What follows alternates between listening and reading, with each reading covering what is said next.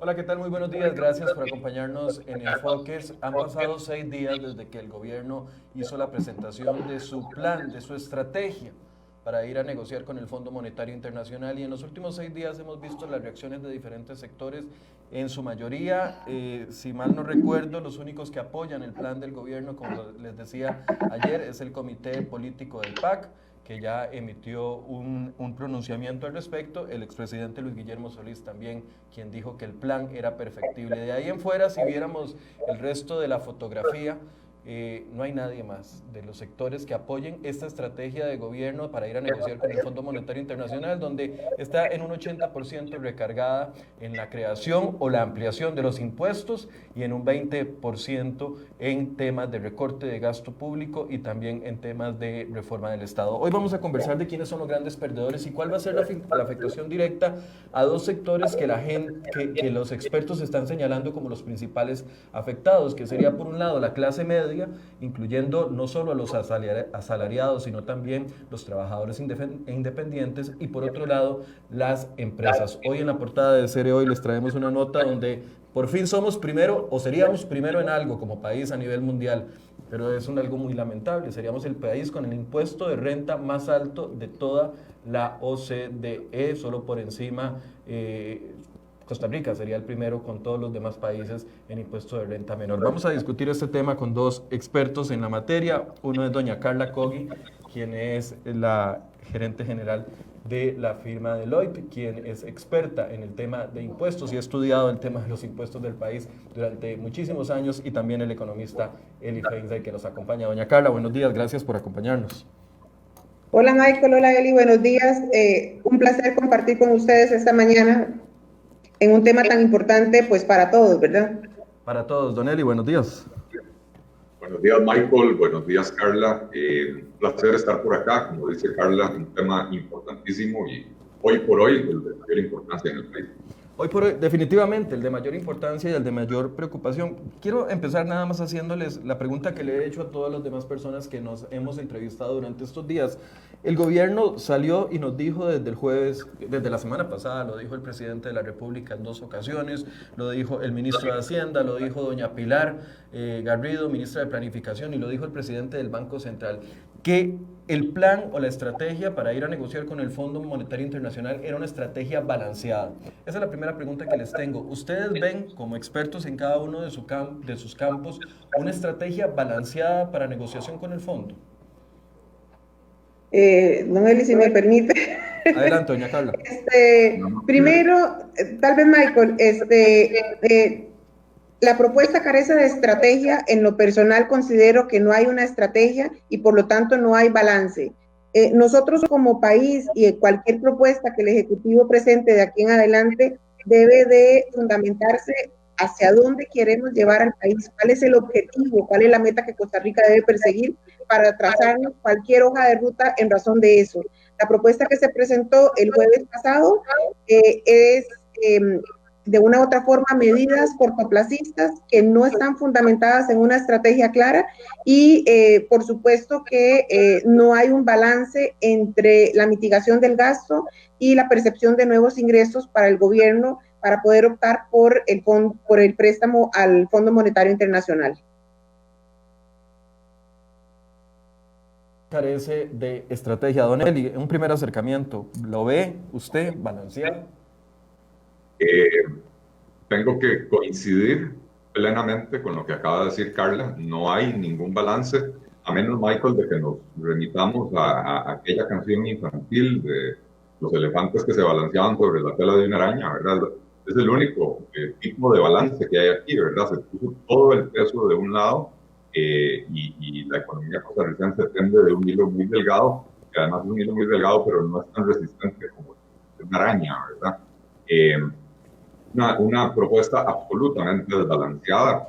83-85% del ajuste provendría de incrementos en los impuestos y del otro 17%, el 15-17%, que supuestamente es por el lado del gasto número uno.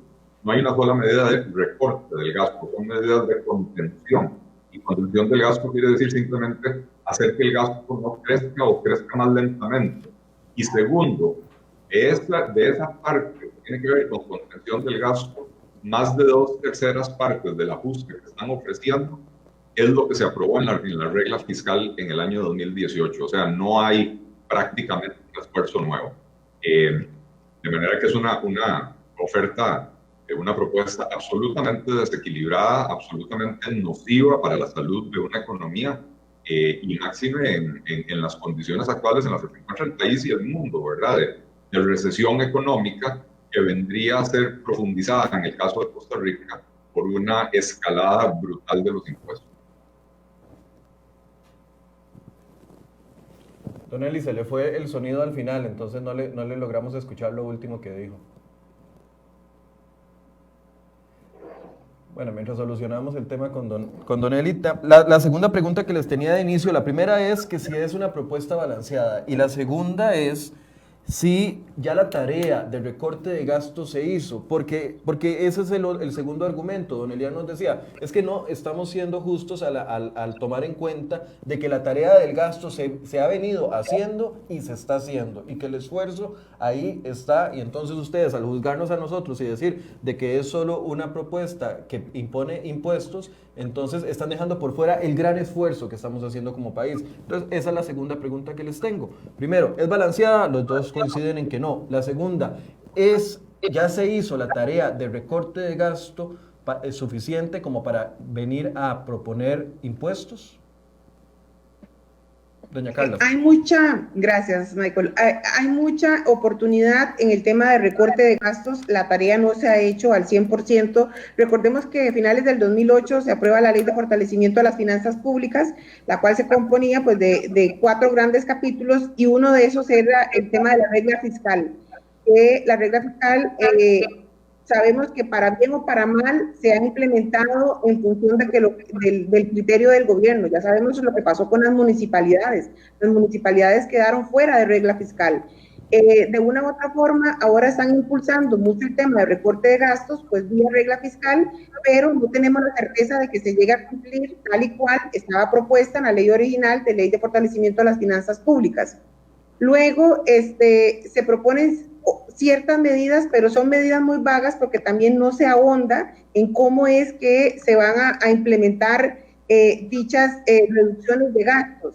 Viene el tema que de una u otra forma están indicando el tema de la reducción de las tarifas eléctricas, donde lo están promoviendo fuertemente, y en buena hora que eso se llegue a dar para dar un aliento y un aumento a la productividad, pero mucho de la disminución de esa tarifa eléctrica va en función de la implementación de una norma contable, que es la NIF 16, y eso no es un ahorro en un gasto. No es que por implementar la norma nos vamos a ahorrar X cantidad de dinero, es simple y sencillamente reclasificación de partidas a nivel contable, lo que van a tener un impacto en la base de la tarifa de la electricidad, que es disminución de gastos. Considero, y desde mi óptica fiscal, ¿verdad?, que de una u otra forma es mi especialización, hay mucha oportunidad de mejora y de reducción en procesos que la misma administración tributaria hoy hace. ¿Cómo va a ser posible que tengamos casos que se duren desde 11 a 15 años para que la administración tributaria dé respuesta? Esos casos tienen un costo para el país, donde hemos visto que la administración tributaria o el gobierno ha tenido que desembolsar $1 millón en intereses porque el caso se resuelve a favor del contribuyente pasados 15 años. Si esa ruta de respuesta se llegara a alivianar y se llegara a recortar, claramente esto significaría ahorros importantes para el gobierno. Pero en efecto, hay muchísima oportunidad de mejora en el tema de reducción de gastos. La propuesta carece de una propuesta contundente en el tema de reducción de gastos. Son vagas las ideas y las propuestas puntualmente en reducción de gastos. Don Eli, sobre reducción de gasto, ya para entrar en la materia de los impuestos, pero quería despejar estos dos temas de primero. ¿Usted considera que la tarea está hecha como piensan ellos, o que está hecha con la regla fiscal, o que se está haciendo con las siguientes medidas que proponen, como el tema del empleo público, etcétera, etcétera? La respuesta, Michael, es un no rotundo. No, la tarea del gasto no está hecha. En la reforma fiscal, en la Ley de Fortalecimiento de las Finanzas Públicas que se aprobó en diciembre del 2018, como bien dice Carla, se incluyó un capítulo con la regla fiscal que se suponía, de acuerdo, voy a utilizar las propias palabras de los funcionarios del gobierno, que ellos decían que su aplicación estricta haría que 60% que se pretendía en ese momento viniera por el lado de la contención del gasto. Esa aplicación estricta nunca se dio. Nunca se dio porque inmediatamente empezó a ser cuestionada la regla fiscal. Ya las municipalidades se lograron salir porque los diputados irresponsables les aprobaron una ley que les permite salirse de la aplicación de la regla fiscal. Está en disputa judicial todavía si el Poder Judicial se puede salir o no de la aplicación de la regla fiscal, y el Poder Judicial tiene que resolver su propia disputa. Yo tengo serias dudas de que vaya a poder resolverlo de manera objetiva e imparcial, ¿verdad? Las universidades también están cuestionando si ellas tienen que cumplir o no con la regla fiscal, de manera que la aplicación de la regla fiscal va a quedar muy diluida. Pero hay algo, además, muy importante que hay que señalar.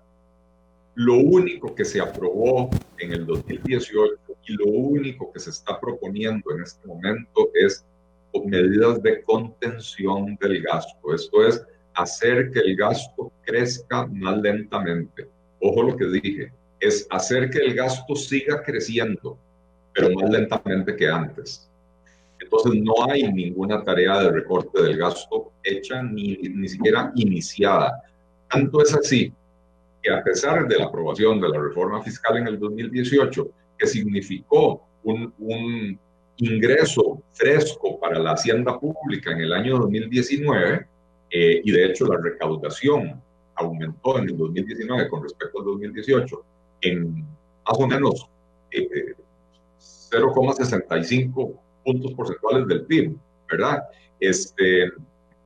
A pesar de eso, el gasto creció más rápidamente que los ingresos. A pesar de la regla fiscal, el gasto creció más rápido que los ingresos. Y ojo, el gasto excluyendo intereses creció más rápido que los impuestos. Entonces, el gobierno se vanagloria de que el crecimiento del gasto en el 2019 fue menor que en el año anterior y que en los años anteriores. Eso es cierto, claro, porque sí, la regla fiscal tiene algún impacto. Pero mientras el gasto siga creciendo más rápidamente que los ingresos, se sigue ensanchando la brecha, y esa brecha se llama déficit fiscal, y el problema del déficit fiscal es que la forma de financiarlo es endeudando más al país, y entonces para este año se suponía que íbamos a llegar a un 60 y pico % de endeudamiento, o sea que el endeudamiento iba a representar un 62, 63% del PIB. Y ahora con la situación pandémica se está hablando de un 70% y que el próximo año llegaría a un 80%. Y entonces no podemos concluir de ninguna manera demostrable con cifras que se haya hecho ninguna labor de recorte del gasto. Y esto es importantísimo, Michael, porque el problema que tenemos en el país es que el gasto tiene una trayectoria creciente y los ingresos tienen una trayectoria más o menos estable, más o menos lineal. Los ingresos públicos, o sea, la recaudación en el país en la última década osciló entre un 14 y un 14,5% del PIB. Con la reforma fiscal se le pega un empujoncito para arriba, y entonces probablemente en tiempos normales oscilarían alrededor del 15% del PIB. Pero el gasto en la última década pasó de 15% del PIB a casi 22% del PIB el año pasado. Y entonces, mientras... ¿Puesto ni plata que aguante un crecimiento de ese tipo? ¿Perdón? No hay impuestos, ni plata, ni ingresos que aguanten un crecimiento de ese tipo hasta que se corrija eso. Así es, así es. Okay. Bueno, precisamente ese es el problema, que mientras siga creciendo el gasto más rápidamente que los ingresos, no hay ingresos que alcancen. Entonces, si queremos hablar de hacer la tarea en materia del gasto, el gasto se tiene que recortar, pero ojo, Michael, no es hablar de recortar el gasto en papelería y y que ahora por la pandemia el Ministerio de Relaciones Exteriores tuvo que cancelar un montón de viajes, y entonces hay un ahorro en viajes al exterior. No, no se trata de eso, porque esos gastos son gastos recurrentes. ¿Qué quiero decir con que son recurrentes? Este año no se hicieron los viajes como que la pandemia lo impidió. Sí, circunstanciales, más o menos. Perdón. Sí, ahorro de gastos circunstanciales. Exactamente, exactamente. El próximo año, si se normaliza la situación, o en el 2022, si se normaliza la situación, esos viajes se vuelven a hacer. Entonces, ese gasto vuelve a crecer. La única forma de recortar el gasto permanentemente para que haya ese cambio que digo yo en la trayectoria, para que la trayectoria del gasto deje de ser creciente y se puedan entonces acercar los ingresos a los gastos, es haciendo una reforma estructural del Estado. Esto implica eliminar las duplicidades, cerrar las instituciones obsoletas, fusionar aquellas que están duplicadas, hacer el gasto público mucho más eficiente, pero esto no se logra recortando el gasto en papelería y digo, en viajes y galletas y licores. Ok, y la tercera pregunta ya para entrar en materia de las consecuencias es, el ministro y la ministra han dicho en el discurso de que si no vamos con esta negociación con el Fondo Monetario Internacional en los términos que ellos la plantean, porque yo veo poca flexibilidad de parte de ellos, si le quitamos ese 80%, 75% de impuestos, esa propuesta queda en prácticamente absolutamente nada, pero nos dicen tres cosas. Uno, que se va a disparar las tasas de interés. Dos, que el dólar va a subir a un promedio de hasta 3.000 colones. Y tres, que el país entraría en recesión. Están así, o sea, es o la propuesta del gobierno o dólar a 3.000 colones. Están así, porque lo que estoy tratando con estas primeras tres preguntas es de despejar los mitos que el mismo gobierno está metiendo en la discusión de esta situación. Entonces, quiero escuchar una posición con respecto a ese específico. Ahí nada más me permito acotar algo con respecto a lo que decía Eli ahora sobre el tema de los ingresos o del incremento de los ingresos en el 2019. Recordemos que mucho del incremento de los ingresos del 2019 se dio a la amnistía tributaria. Y la amnistía tributaria únicamente fue el efecto en ese periodo fiscal. Entonces, el 14.5 de incremento que hubo en el PIB de ingresos, eso se va a venir abajo porque únicamente el impacto fuerte que hay en recaudación a raíz de la Ley de Fortalecimiento de las Finanzas Públicas es la implementación del IVA. Y el IVA este periodo se va a venir abajo porque el consumo está paralizado. Entonces tendríamos que quitar del incremento de la recaudación del periodo pasado el efecto que tiene amnistía porque únicamente obedeció a algo circunstancial, a algo propio de ese periodo. Ahora bien, como país sí tenemos que hacer algo. Para nadie es un secreto que nuestra economía está paralizada y no está paralizada por el tema de la pandemia. Se agudizó con el tema de la crisis sanitaria, pero no es algo que se dio de marzo acá. O sea, una economía no se viene de pique en 6 meses. Si nosotros hubiéramos tenido una base sólida, como cualquier persona física, unos ahorros que respaldaran y que nos ayudaran a mitigar crisis futuras, no estaríamos en la situación en la que hoy como país estamos viviendo. La crisis económica de Costa Rica viene desde años atrás y no se ha hecho como país los suficientes esfuerzos para poder mitigar y para poder hacerle frente y salir de ese bache económico en el que estamos. Sí considero que tenemos que optar por el dinero del Fondo Monetario Internacional, sí tenemos que optar por nuevos recursos. La propuesta claramente, y ahora lo vamos a analizar más adelante, sí la tenemos que replantear. Esta propuesta no sería la propuesta definitiva, porque muchos de los puntos que se están señalando como recaudación no se van a dar, los ingresos que se están apuntando no se van a dar. Sí tendría, en el caso de que esto no se llegue a aprobar y no optemos por recursos frescos y no hagamos un esfuerzo de realmente un recorte de los gastos, nuestra economía pues claramente se vería afectada, con consecuencias mucho al consumidor final, mucho al costarricense que va a carecer de fuentes de trabajo, y sí vamos a tener un impacto en en las tasas de interés, que mucho se va a reflejar en tasa de interés. No me atrevería yo a decir que el tipo de cambio va a aumentar a 3.000. Aquí hay que tener una base sólida para poder decir ese tipo de cosas, porque no se vale decir las cosas nada más como para asustar, ¿verdad? Y tratar de vender o de posicionar alguna idea. Pero lo que sí tenemos que tener claro es que como país necesitamos tomar cursos de acción. Don Eli, la misma pregunta. Es que lo que estoy tratando, como les decía, es de despejar los mitos que el mismo gobierno está metiendo en la conversación y la discusión del tema.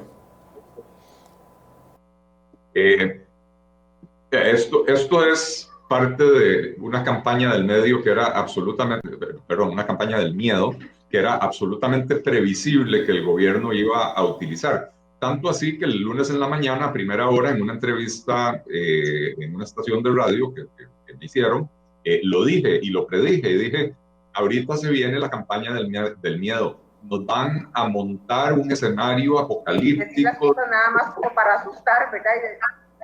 Perdón. Sí, un escenario apocalíptico de los días del fin del mundo, de si no aprobamos esto, se nos viene el Armagedón. Bueno, ya empezaron con ese videito que anda circulando, Casa Presidencial, vergonzoso, amenazando con una devaluación hasta 3.000 colones, qué sé yo.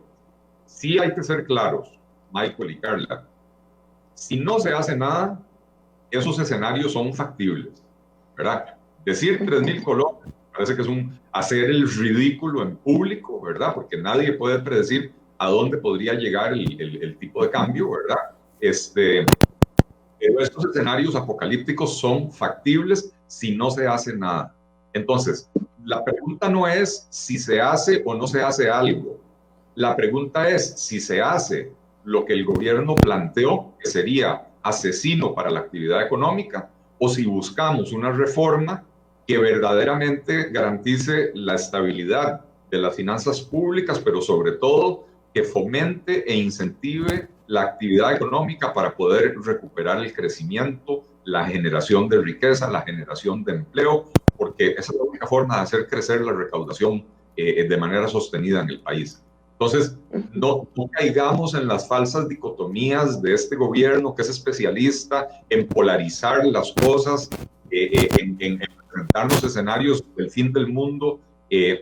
Sí, estamos en una situación límite, sí, hay que hacer reformas muy importantes, incluso habrá que decirlo, reformas dolorosas, pero la elección no es entre hacer la cochinada que el gobierno presentó o no hacer nada. La opción es entre hacer la cochinada que el gobierno presentó, que es asesina para la actividad económica, o hacer cosas mejores, mejor planteadas y que no es que no existen, porque hay muchas personas, muchos economistas, muchos especialistas en materia tributaria y en otros temas que hemos venido planteando otras opciones y otras ideas y otras reformas que se necesitan y se deben de hacer en este país, y sin embargo el gobierno no escucha, no le interesa escuchar. Ok. Esas son, entonces aquí tengo tres conclusiones. Primero, es mentira que es balanceado. Segundo, es mentira que ya se hizo el trabajo de recorte de gasto. Y tercero, es mentira que tenemos que ir con esta opción o ninguna. Hay opciones distintas. Ahorita hablamos de las opciones. Ahora sí, en tema de impuestos. Pros y contras, doña Carla, del impuesto a las transacciones bancarias. ¿Qué le ve usted a eso? Ok, definitivamente el impuesto a las transacciones bancarias es un impuesto que grava la liquidez del contribuyente, se da el hecho generador de forma repetida y en cascada por una misma transacción. Por ejemplo, si yo me depositan el salario, el patrono va a tener que pagar el 0.3, que dicho sea de paso, esa carga tributaria para las empresas no sería deducible del impuesto sobre la renta. Adicional, yo voy con mi tarjeta de débito al supermercado, al pagar la transacción 0.3, después por el mismo monto que voy a tener que pagar por la tarjeta, nuevamente otra en 0.3, es reiterativo, y algo, digamos, que perjudicial con la propuesta de transacciones bancarias, de gravar las transacciones bancarias, es que por años el país ha hecho esfuerzo por bancarizar la mayor parte de la población. El mismo Ministerio de Hacienda ha estado dando incentivos, y así se quedó plasmada en la Ley de Fortalecimiento de las Finanzas Públicas, los incentivos por el uso de medios electrónicos para hacer pagos. Tenemos el incentivo de los servicios médicos que nos devuelven el IVA si lo pagamos por medio de tarjeta de débito o de crédito. Con este tipo de propuestas, lo que estamos haciendo es incentivando a la informalidad. No quiere decir que todos van a sacar la plata del banco y la van a meter debajo del colchón, pero sí va a haber un incentivo para que la gente deje de utilizar medios electrónicos para realizar los pagos. Y otra cosa que es relevante rescatar sobre el tema de transacciones bancarias es que de una u otra forma aquellas personas que tengan los medios se podrían llevar su capital para otros países. Entonces, si yo tengo aquí mi plata invertida en Costa Rica, perfectamente la saco, la paso para otra cuenta al exterior y hago mis pagos en Costa Rica por medio del uso de una tarjeta de crédito o de débito de un banco del exterior. Entonces, tendríamos eventualmente fuga de capital. Mucho de lo que se ha indicado es no es un impuesto nuevo, ya aplica en otros países, sí, claro, ya aplica en otros países, y la aplicación en otros países del impuesto de transacciones bancarias se dio bajo otra realidad muy distinta a la nuestra, donde en economías como la de Venezuela o la de Argentina, donde han sufrido por las diferencias de cambio, ¿verdad? Y las fluctuaciones de cambio abismales y la inflación que se ve en esos países, pues se han visto la necesidad de implementar este tipo de estrategias y de impuestos que han sido de una u otra forma transitorios. Nuestra economía es muy distinta a la de Colombia o a la de Venezuela o a la de Argentina. Ahora, en Colombia el impuesto está vigente, hay un impuesto a las transacciones bancarias del 0.4%, que valga decir que no es un artículo, es realmente una ley fundamentada, donde hay exenciones claras. Ahorita la propuesta todavía que plantea el Ejecutivo no tiene mayor fundamento, pero vemos que el tema de bancarización en Colombia es muchísimo menor que el de Costa Rica. Realmente sí hay una tendencia a que la gente tenga, pues de una u otra forma, tenga un incentivo para sacar sus recursos del banco. Don Eli, ¿qué pros y contras le ve usted?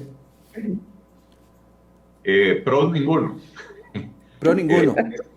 Excepto por el hecho de que es un impuesto tan fácil de cobrar, genera réditos para la hacienda pública de manera casi inmediata, ¿verdad? Sin ningún esfuerzo. Y entonces en el corto plazo, Hacienda va a percibir un incremento en sus ingresos. Para mí eso no es un pro, eso es un pro para Hacienda, pero para mí eso no es un pro porque los efectos de mediano y largo plazo son muy nocivos. Ya Carla cubrió algunos de ellos, ¿verdad? El efecto de desbancarización, el efecto de impulso hacia la informalidad. En un país que antes de la pandemia ya tenía el 47% de sus trabajadores en el sector informal, y hoy con el nivel de desempleo, probablemente esto va a crecer, si no es que ya creció. Por otra parte, hoy hay un artículo absolutamente lapidario de Edgar Robles, mi colega economista, en el periódico La Nación, donde habla sobre los efectos nocivos que tendría esto en los mercados de valores, en los mercados financieros, lo cual haría que el propio gobierno no pueda acceder a su de financiamiento donde coloca la deuda interna, porque este impuesto, como decía Carla, es un impuesto en cascada, pero además cuando usted está hablando de transacciones como las que se dan en esos niveles, que son transacciones a veces, digamos, en los mercados de liquidez y eso, transacciones que se hacen todos los días, y entonces usted saca un préstamo hoy y lo liquida hoy en la noche, pero al día siguiente vuelve a sacar un préstamo y lo vuelve a liquidar. Los bancos hacen esto, ¿verdad? Y por montos muy significativos. Entonces, esa tasa del 0.3%, usted tendría que pagarla en la mañana cuando saca el préstamo y en la noche cuando lo liquida, y multiplique eso por 250 días al año. Y usualmente los rendimientos en esas operaciones, las tasas de interés son muy bajas, y entonces el impuesto del 0.3% puede llegar a representar, dependiendo del tipo de transacción, entre 10 y 120 veces lo que usted se ganaría con esa transacción. Entonces, ¿quién va a meterse a hacer esas transacciones si usted, en vez de ganar, va a tener que pagarle al gobierno no solo el impuesto, sino que entregarle su ganancia y parte de su capital que está invirtiendo, ¿verdad? Entonces, es una propuesta que no tiene pies ni cabeza. Como decía, existen totalmente diferentes. Yo no sé qué tenemos nosotros que aprender de política económica de países como Venezuela, Ecuador y Argentina, que tienen este tipo de impuestos, ¿verdad? El país latinoamericano que más ha logrado recaudar con este tipo de impuestos es Ecuador, y lo máximo que ha logrado recaudar en un año es el 1% del PIB. Sin embargo, el gobierno de Alicia y el País de las Maravillas que tenemos en Costa Rica dice que van a recaudar el 3% del PIB. Es irreal, es absolutamente fantasioso, no tiene pies ni cabeza por ninguna parte, pero además, otra cosa que señalaba Carla, en los países donde existe esta vulgaridad de impuestos, por lo menos hay países que... Don Eli, se le cortó, no le estamos escuchando. Se te está cortando, sí. En los países... ahí, ¿no me escuchan? Ahí, ahora sí. Sí. Acérquese un poquito a la compu, nada más. Vamos, escucha, que la gente vea toda la carota de uno más fea. ¿Aquí sí me escuchan? Sí. Decía que en los países donde se ha implementado. Los países donde se ha implementado este impuesto por lo menos han tenido la decencia de incluir ciertas exoneraciones. Entre ellas, exonerar una cuenta bancaria por persona, de manera que a usted no lo castiguen, como decía Carla. Cuando a usted le depositan el salario, su patrono va a tener que pagar eso. Cuando usted va y hace una transacción con la tarjeta de crédito, le van a cobrar el 0.3%. Cuando usted paga sus servicios públicos mediante pago automático en su cuenta bancaria en Internet, le van a cobrar eso. Cuando usted va al cajero automático a retirar la plata, le van a cobrar eso, ¿verdad? Entonces, por lo menos han tenido la decencia de excluir una cuenta bancaria por persona para que las personas puedan hacer sus transacciones sin que les den este garrotazo, ¿verdad? Pero en general es un impuesto que fomenta la informalidad, fomenta la desbancarización, va en contra de lo que han venido promoviendo los gobiernos de Costa Rica en los últimos 25 años, que es precisamente incorporar cada vez a más personas en los sistemas bancarios. Vea que para poder, que esto afecta a todos, no solo a los ricos, porque cuando usted dice impuesto a las transacciones financieras, la gente se imagina cosas que hacen los ricos. No, cada vez... Simpemóvil, cuando le va a recargar el celular a su hijo. Exactamente. Simpemóvil, cuando le va a recargar el celular a su hijo, por ejemplo. Eso es una transacción. Peor que eso, cada vez que usted va al cajero automático a sacar la plata de su salario, eso es una transacción financiera. Yo trabajé en el negocio de la construcción durante muchos años. Cuando yo empecé en el negocio de la construcción, todas las semanas uno llegaba con un fajo de 6, 8 millones de colones a la construcción y repartía billetes entre los trabajadores. Eso se dejó de hacer, eso ya no existe. A los trabajadores se les exige que tengan cuenta bancaria, o uno mismo, la empresa constructora, les abre la cuenta, porque se daba mucho asalto los días de pago, asaltos en el propio sitio de la construcción.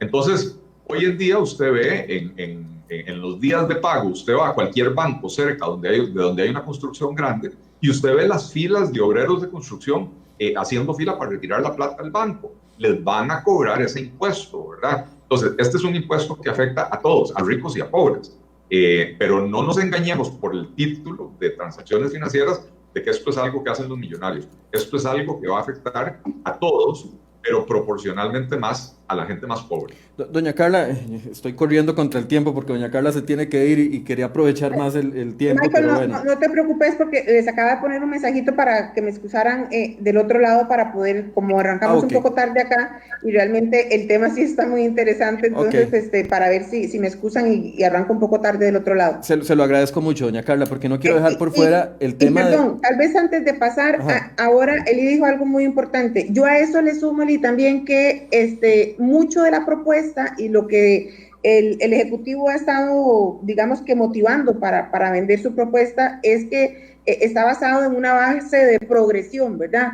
O sea, son impuestos progresivos los que yo estoy de una u otra forma incentivando. La única parte progresiva que tiene esta propuesta es el aumento, no quiere decir que uno esté de acuerdo, pero el aumento en las tarifas del impuesto al salario, del impuesto a las personas físicas y el impuesto a las personas jurídicas con actividad lucrativa. Este impuesto, el de las transacciones bancarias, es 100% regresivo. Perdón, ahora sí. Sí, doña, bueno, ya que tenemos unos minutos más, el gobierno justifica, y lo dijo el presidente del Banco Central y lo dijo también don Elian Villegas, que una tasa de 0.3% sobre las transacciones bancarias no motivaría a la desbancarización, como ustedes de una u otra forma lo han dicho. Y decían ellos de que la tasa sí se tiene que manejar con cuidado, que en otros países se ha manejado mal, pero tenemos que entender que esto es un Tobin criollo tipo PAC, porque no es el Tobin que se aplica en otros países, pero él decía, la justificación es temporal, entonces eso no va a motivar a la gente a que vaya con un fajo de billetes, como dice don Elin, a pagarle a sus empleados. Y como es temporal y como es tan baja, dicen ellos, 0.3%, entonces eso no va a traer consecuencias. ¿Ustedes creen en ese discurso que nos están diciendo? No, definitivamente no. Si yo analizo de forma aislada el impuesto de transacciones bancarias y si fuera el único impuesto que va a sopesar sobre el costarricense, en efecto diría, mira, 0.3 no hay nada, perfectamente pago 3.000 colones por millón de colones. Pero si ya lo analizamos a la luz de todo el paquete de impuestos que ya hoy tenemos en Costa Rica y que pesa sobre el contribuyente o sobre el costarricense, y adicional le sumamos el tema de la crisis económica en medio de la que estamos, esto llega a sumar en cualquier presupuesto familiar o personal. De una u otra forma, el 0.3 sumado al IVA, sumado al incremento de las tarifas de impuesto al salario, que se eliminan los créditos familiares, que hay incremento en tarifas del impuesto sobre las utilidades, llega a golpear cualquier presupuesto personal y cualquier presupuesto de una empresa, ¿verdad? Entonces no estaría yo tan de acuerdo en la afirmación en que realmente el impuesto no va a golpear. Recordemos que con este tema de la pandemia se ha levantado o ha despertado mucho emprendurismo. Vos ahora hablaste de las transacciones Simpe Móvil. El emprendurismo que ha nacido en estos últimos 6 meses se apalanca mucho con el tema de pagos a raíz de la herramienta Simpe Móvil. Esto tendería yo a creer que va a disminuir, porque claramente un 0.3 por todas las transacciones va a golpear a cualquiera. Adicional, el 0.3 está planteado, no hay exención alguna, únicamente las transacciones que se hagan, que haga el Estado, la Tesorería Nacional, y cuando yo muevo plata de una cuenta de un mismo contribuyente o de una misma persona, de una cuenta a otra. Eso es lo único que dice la propuesta. Entonces, volveríamos a los ejemplos anteriores, donde yo como persona física tendría que estar pagando el 0.3 por las mismas transacciones. Y ahí es donde, sumado todo eso, no hace de una u otra forma mucho sentido el decir, no tendría lógica el decir que este impuesto no va a golpear el bolsillo de los costarricenses. Don Eli, la misma pregunta para pasar al siguiente tema. ¿Le convencen esos dos argumentos? Los dos argumentos del gobierno. Sí, el argumento que dice don Elian y que también dice don Rodrigo, que como la tasa Tobin es tan baja de 0.3%, no afectará o no motivará la desbancarización, y que además como es temporal, entonces la gente no se va a salir del sistema bancario.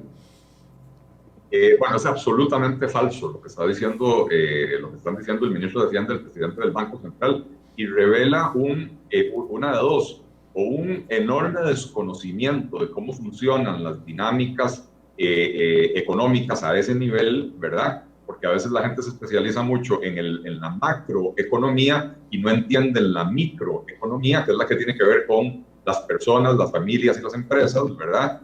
Entonces no entienden la dinámica microeconómica, o lo que tienen es un nivel de cinismo imperdonable, ¿verdad? En un funcionario público. Para empezar, en otros países donde se ha aplicado esto, las tasas son similares o hasta inferiores. Yo donde he visto la tasa más alta, ahora no recuerdo qué país, es 0.4, nosotros tenemos 0.3. pero también he visto países donde la tasa es 0.005, ¿verdad? O sea, que es como la 30ª parte de lo que es aquí en Costa Rica, de lo que quieren poner aquí. Ok, vamos al segundo punto y es el tema del impuesto, del aumento en renta.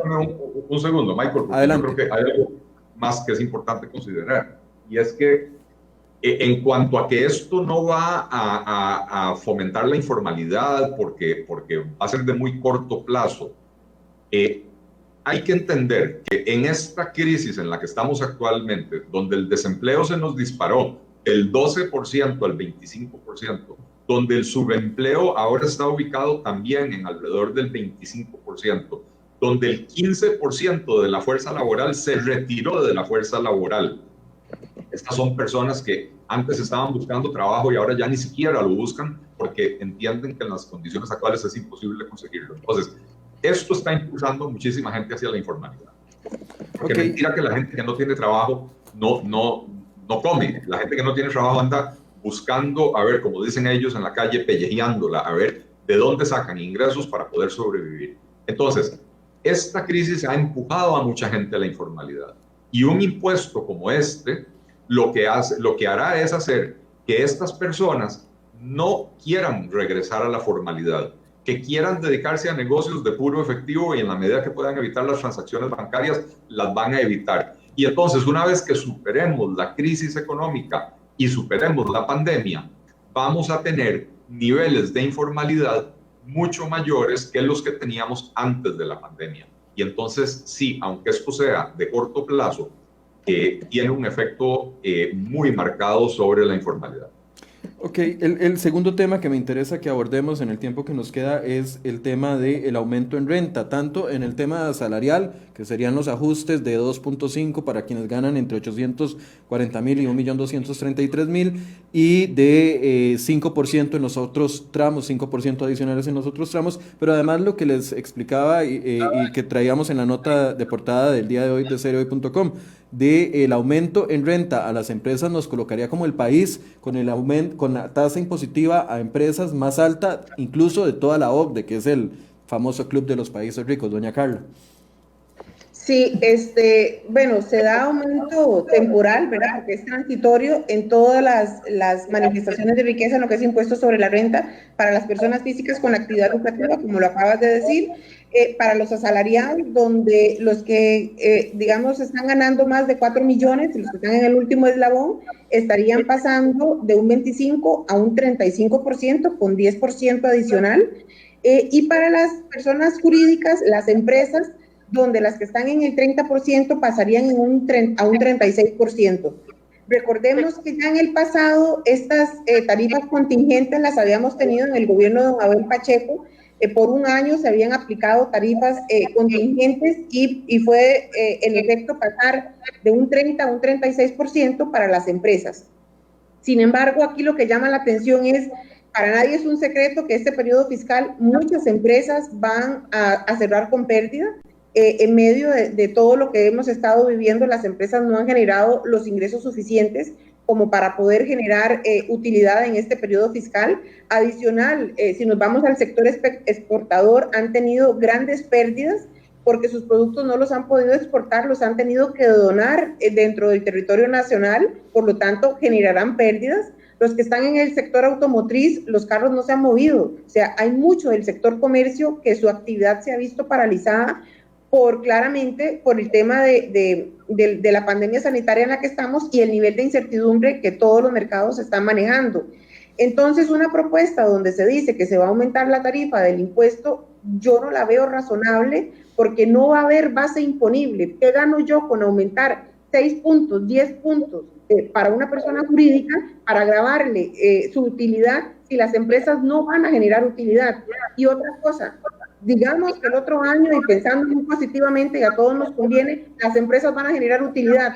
Recordemos que con la ley de fortalecimiento de las finanzas públicas se estableció la posibilidad ya de poder amortizar las pérdidas para todos los contribuyentes. La pérdida que en este año generen todas las empresas la van a poder amortizar en los siguientes 3 periodos fiscales. Eso quiere decir que si el otro año la empresa que vende vehículos repunta y vende más de lo que tenía presupuestado, esa utilidad la va a mitigar pasando como deducible la pérdida que generan este año. No va a haber impuesto a las utilidades que pagar. Entonces, ahí es donde a mí me entra un temor y de una u otra forma cierta incertidumbre de cómo es que se proyectan los cálculos de recaudación a raíz de esta propuesta, si es que se tomaron en cuenta todos estos tipos de cosas, porque en el corto plazo yo vislumbro que por más que aumentemos la tarifa en las sociedades y en las personas físicas con actividad lucrativa, no va a haber un incremento de impuestos. Adicional, lo que se podría asegurar un poco más de recaudación es el tema del impuesto al salario, pero la mayor parte o mucha parte en este caso de la fuerza laboral actualmente no tiene trabajo o se ha visto reducida su jornada laboral y por lo tanto su compensación. Entonces, de igual forma, la recaudación que se proyecta a raíz de la implementación o de elevar las tarifas de impuestos no, del todo no es real, ¿verdad? Y por otro lado, si lo que buscamos es aumentar y mover la economía y aumentar de una u otra forma el consumo, yo no voy a ganar aumentar el consumo quitándole la plata al consumidor vía mayor impuesto al salario o vía mayor impuesto a las utilidades, y además se suma esto la eliminación de los créditos fiscales, que si bien es cierto el crédito fiscal no sumaba mucho porque era 1.000 y tanto por 1.800 más o menos por el cónyuge y por el hijo, pero al final de cuentas había una disminución, ¿verdad? Entonces sí tendería a pensar, Michael, que de una u otra forma la medida de aumentar el impuesto a las utilidades no va a cumplir con el objetivo de aumentar recaudación. Don Eli, sobre el mismo punto.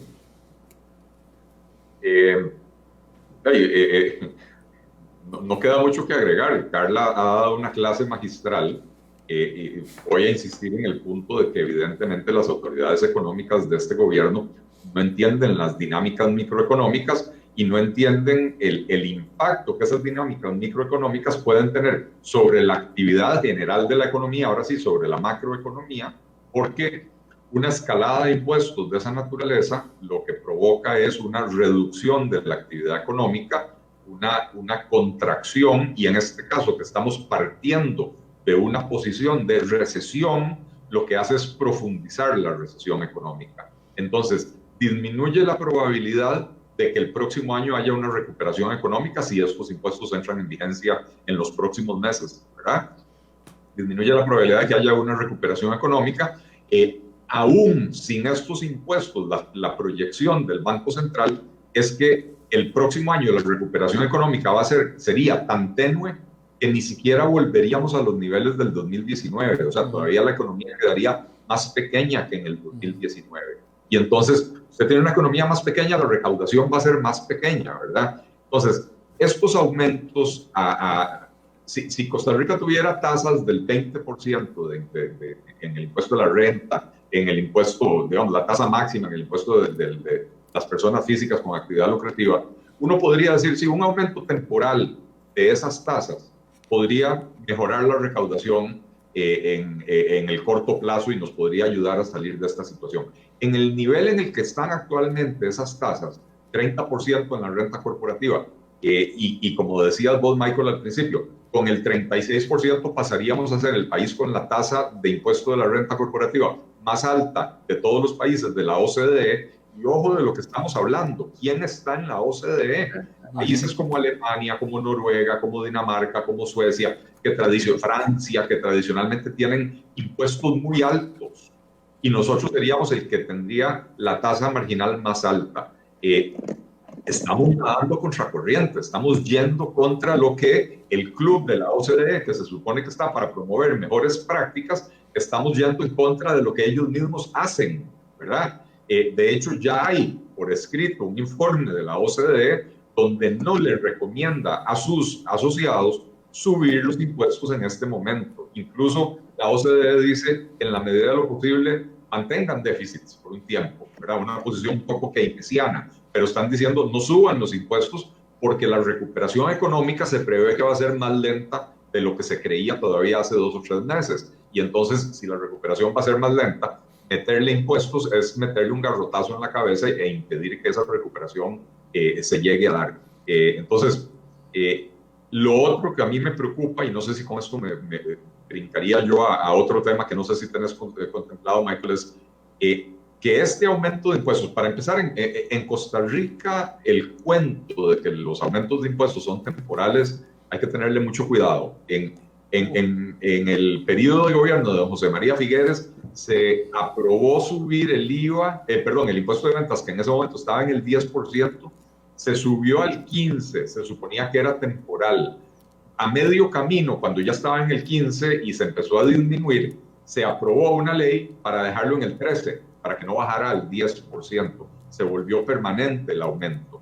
En el gobierno de Oscar Arias se aprobó el impuesto a las viviendas de lujo. Se dijo que era por 10 años. Ya estamos en el año número 12. Ahí sigue vigente el impuesto. Entonces, no hay impuestos temporales. O sea, realmente muy rara vez eso sucede. Porque una vez que el gobierno se acostumbre a tener esa fuente de ingresos, claro, y vea la posibilidad de que se la van a recortar de golpe, va a ver cómo hace el próximo gobierno, va a ver cómo hace para prolongar la temporalidad de esos impuestos. Y al final se terminan convirtiendo en permanentes.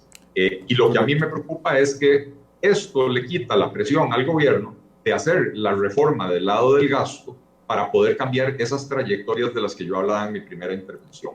El último... que hacer reformas que disminuyan el ritmo de crecimiento, es más, que eliminen el crecimiento del gasto, ¿verdad? Para permitir que en un plazo razonable, plazo mediano razonable, los ingresos y los gastos se puedan equilibrar para dejar de tener esta situación de déficits crónicos. Don Eli, vamos a programar...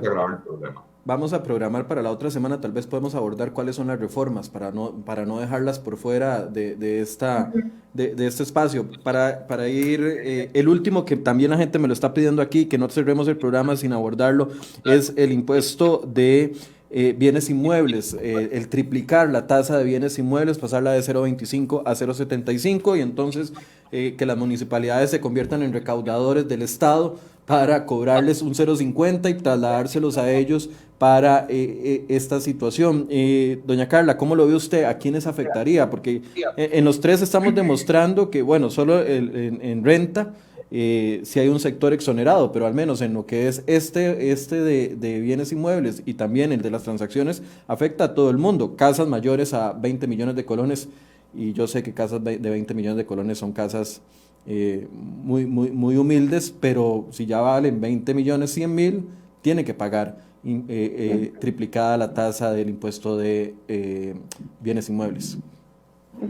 Algo que llama la atención con la propuesta de incrementar el impuesto de bienes inmuebles es un mismo hecho generador, que el hecho generador es la teneduría de un bien inmueble, ¿verdad? El tener una casa, un terreno, ese es el hecho generador.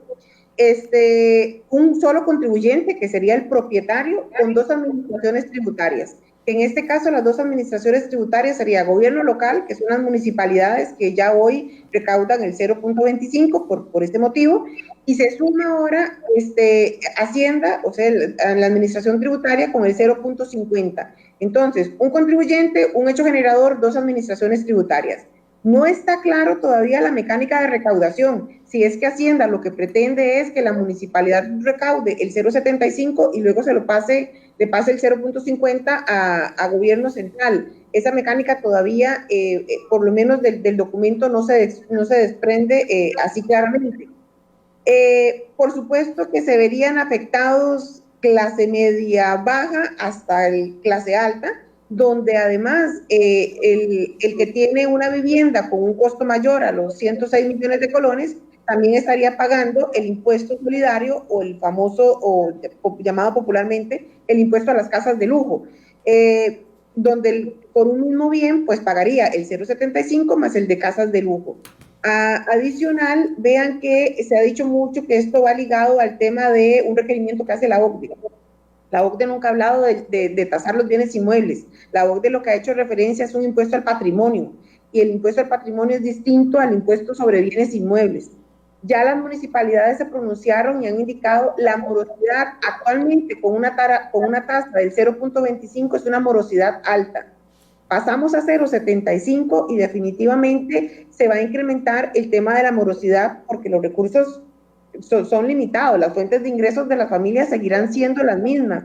Entonces, sí es un impuesto que directamente va al presupuesto y afecta el presupuesto de cualquier familia. Y aquí es de una familia que tenga una casa que valga 20 millones, 100 mil, ya tiene que pagar el impuesto y sí aumenta mucho el tema de, o afecta mucho el tema de flujo porque es un 0,50% adicional. Además hay un tema que habría que abordar si el impuesto es excesivo, o sea, el tema de legalidad del impuesto. Yo me imagino que para hacer la propuesta se analizó de que esto no se vaya a caer con un salacuartazo, ¿verdad? O que alguien tenga en la mente interponer un recurso ante la sala porque se considere este impuesto confiscatorio, el 0,5 realmente adicional para un 0,75 es un impuesto alto.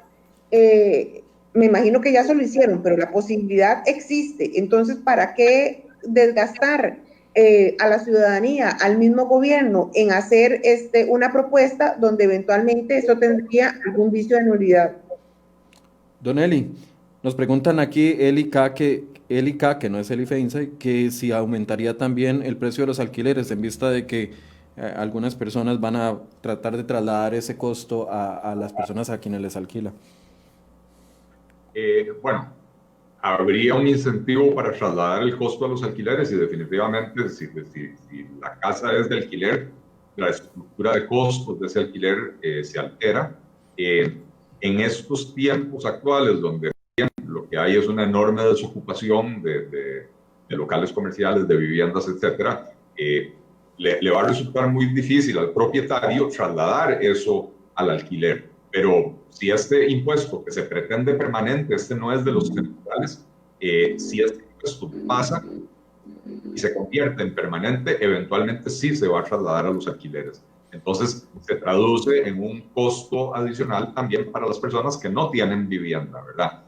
Yo creo que, aparte de todo lo que señaló Carla, y quiero agregar uno cuando Carla es la experta en impuestos por antonomasia de este país, ¿verdad? Pero en adición a eso, yo creo que hay que agregarle una observación más, y es la grosería que es este impuesto. Porque para las personas que tienen vivienda, en general, o sea, su vivienda primaria donde reside, no es un activo que genera ingresos. Entonces, es un activo no líquido. Y lo que daría este impuesto es obligar a las personas a sacar de su liquidez para pagar este impuesto sobre un activo que no genera esa liquidez.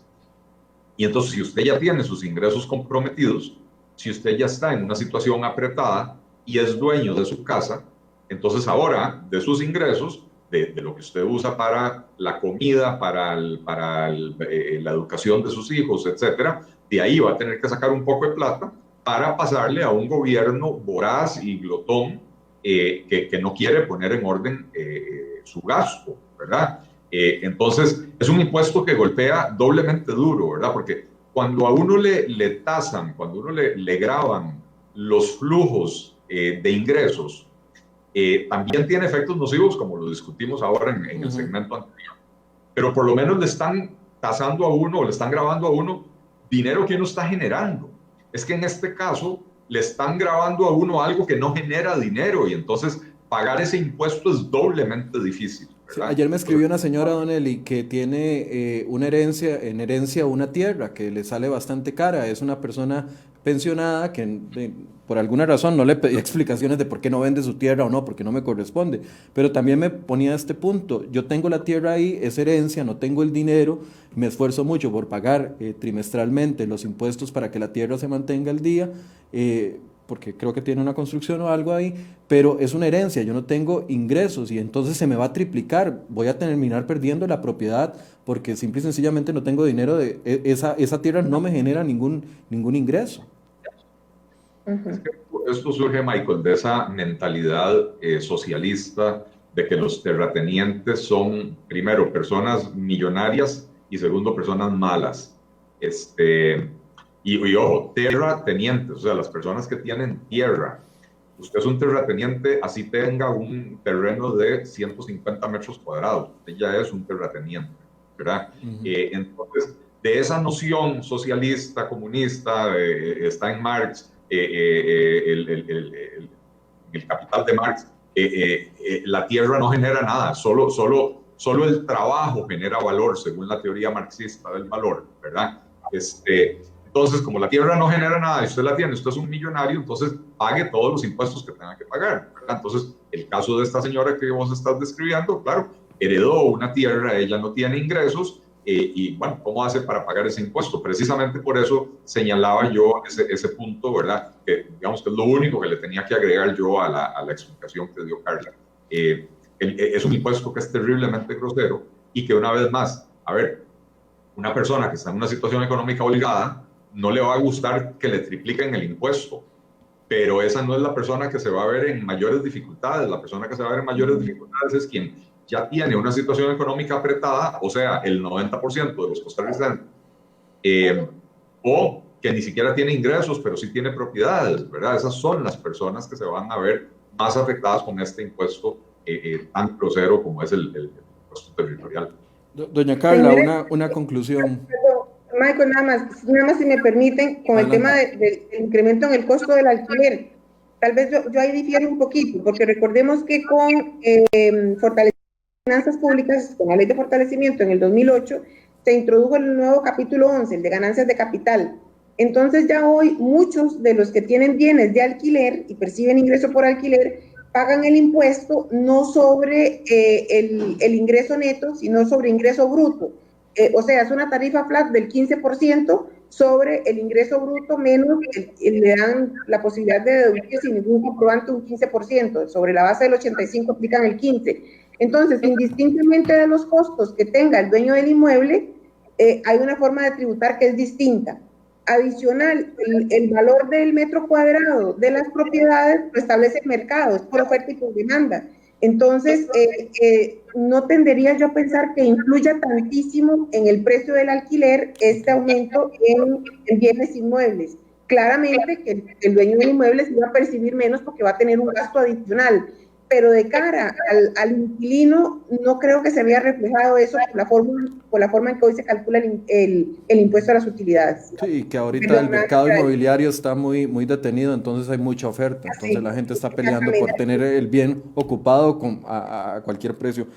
Una conclusión a ambos, por favor. Doña Carla, si gusta empieza usted.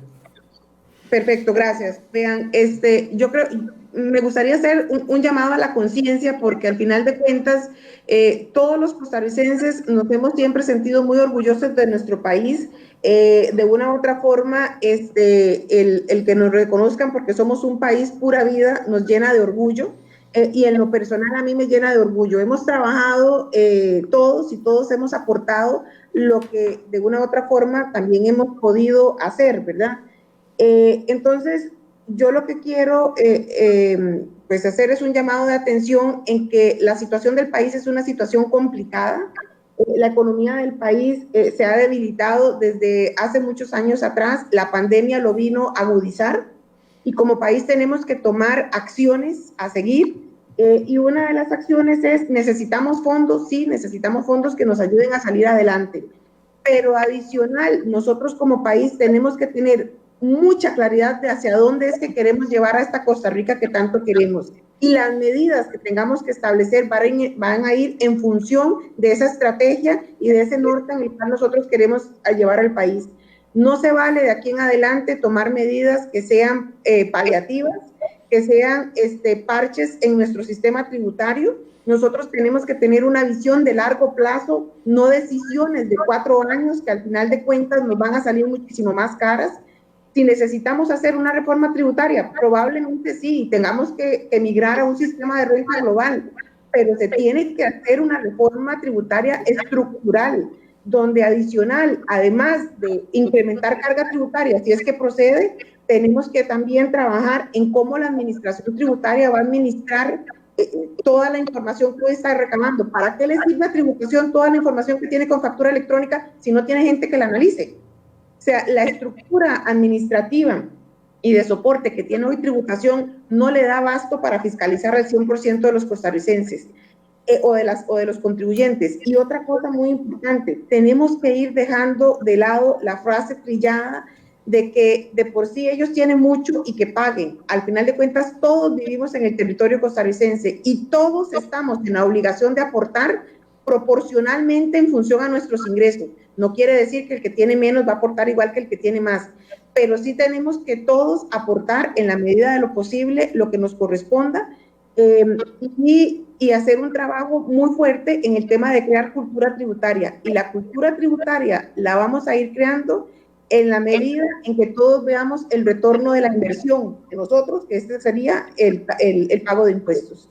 Muchísimas gracias. Don Eli, una conclusión.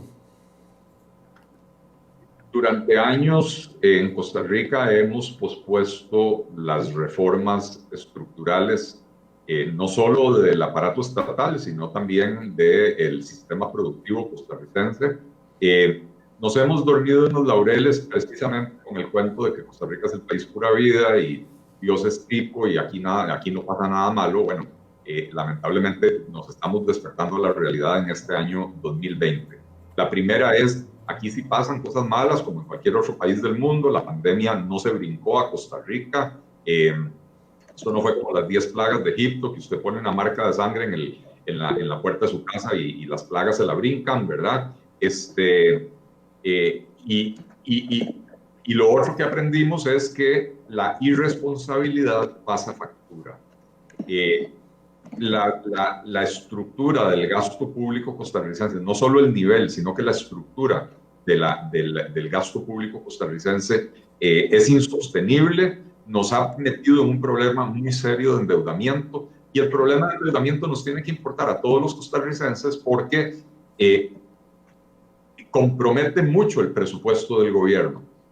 En el presupuesto que se presentó para el año 2021, el 42% de todo el gasto sería para la atención de la deuda. Quiere decir que de cada 100 colones que va a gastar el gobierno, 42 van a atención de la deuda. O sea que solo le quedan 58 colones para hacer lo que los ciudadanos esperamos que el gobierno haga, para pagar los salarios de los policías, para construir nuevas escuelas, EVAIS, etcétera, ¿verdad?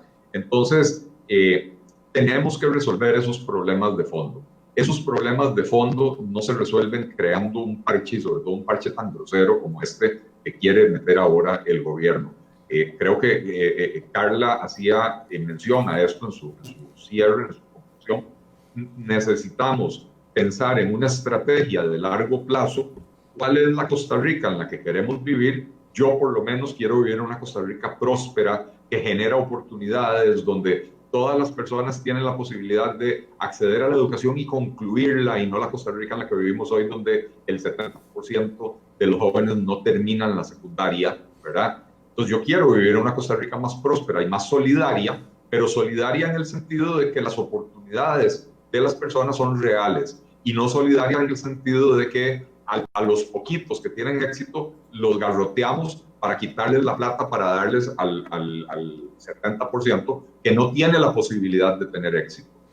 Y dentro de esa estrategia, entonces, hay que pensar en cuál es el aparato estatal que necesitamos, cómo hacemos para financiarlo de manera que sea sostenible en el tiempo, en vez de estar cayendo cada cierto tiempo, cada 6, 8 o 10 años, en una crisis de esta naturaleza, que, ojo, la pandemia la vino a agravar, pero esta crisis se estaba cocinando desde mucho antes de la pandemia y no hicimos lo que teníamos que hacer para corregir.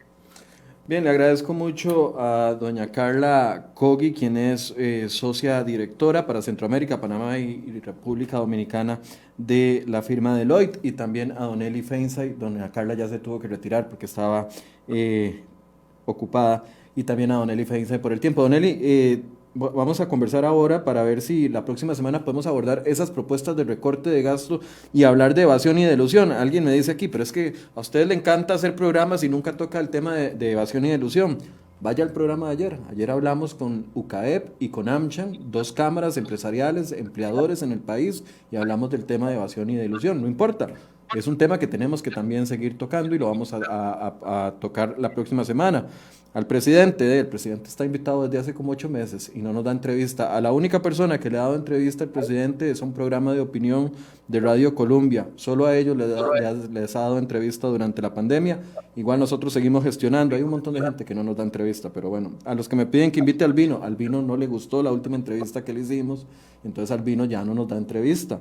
Pero bueno, así es este ejercicio. Algunos quedan contentos, otros quedan enojados. Gracias, Don Eli. Tal vez la otra semana podemos abordar esas ideas de recorte de gasto específicas. Perfecto, Michael. A tus órdenes y gracias por la invitación. Y gracias a ustedes por su compañía. Los esperamos con más de Enfoques mañana a las 8 de la mañana.